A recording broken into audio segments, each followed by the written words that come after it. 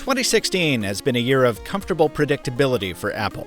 The new iPhones 7 were exactly what we expected from the company, and the revised Apple Watch doesn't pack many surprises either.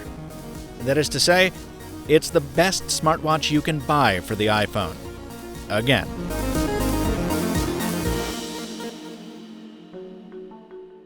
Cosmetics first. If you liked the first Apple Watch, you'll like the Series 2. The design is the same rounded rectangle with prominent digital crown and squared-off display. A letdown if you were hoping for Apple to join the round watch ranks, but I do want to give the company credit for installing an incredible display. It's really just mesmerizing to watch some of these watch faces, and it's over 2 times as bright as the first Apple Watch. Moving over to the casing, the space gray option is a welcome addition to the economy choice this year. Yes, this is the aluminum Apple Watch, not the steel Hermes or ceramic edition. I did go for the nylon band this year, though, which I think looks pretty cool, even though it holds onto water for a long time after a swim. That's one of the big improvements this year. Instead of just splash-proofing, there's 50-meter water resistance, so you can leave this on for all the baths you like.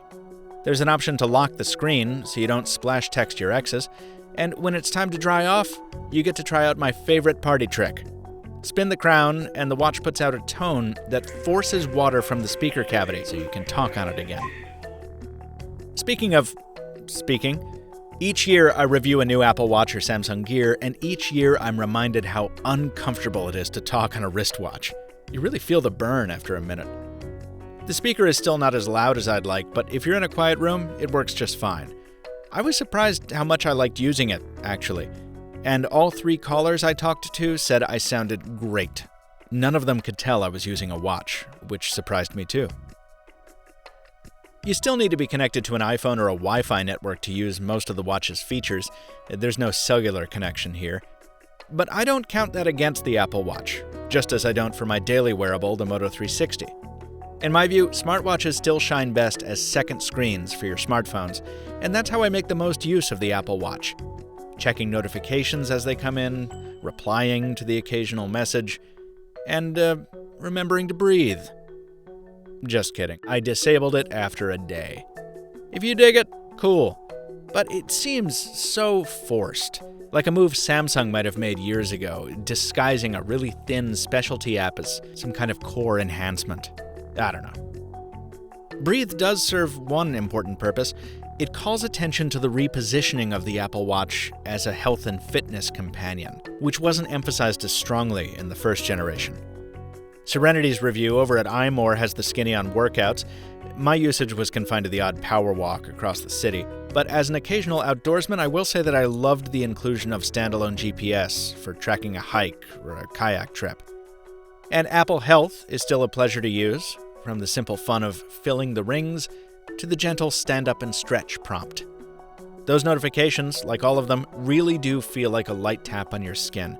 Apple's Taptic engine still makes every other smartwatch's vibration feel primitive. I just wish the watch was contextually smarter. I got several of those stand up and walk suggestions while driving a car, which, is dumb.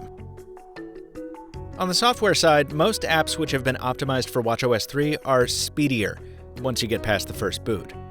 I like how many of them are available for the watch too. The interface is still more complex than it could be overall, but it is somewhat simpler than earlier versions. My personal favorite features were accomplishing simple tasks through voice control with Siri, and paying for coffee without taking out my phone. Old hat for you Apple Watch veterans, I know, but this noob was impressed.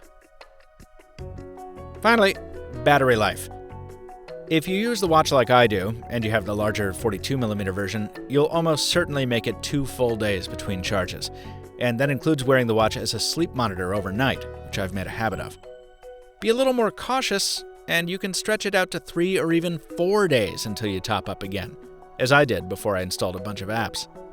Just remember to bring that charger with you on road trips, and by the way, for the price Apple's asking for the watch, I'm still pretty disappointed that you don't get a nice cradle with it.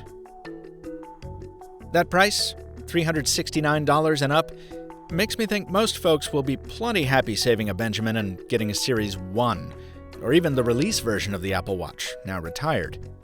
Personally, I'd probably go for a Pebble, because 90% of my use case is notifications. I'd say only if you really need the full-on waterproofing or standalone GPS should you spring for the Series 2. But if you do, you'll be getting one version of the best smartwatch there is for your iPhone. And, truthfully, one of the best smartwatches, period. I saw you looking at that Casio. Check out my review of that monster, and subscribe on YouTube so you don't miss more MrMobile. Until next time, thanks for watching, and stay mobile, my friends.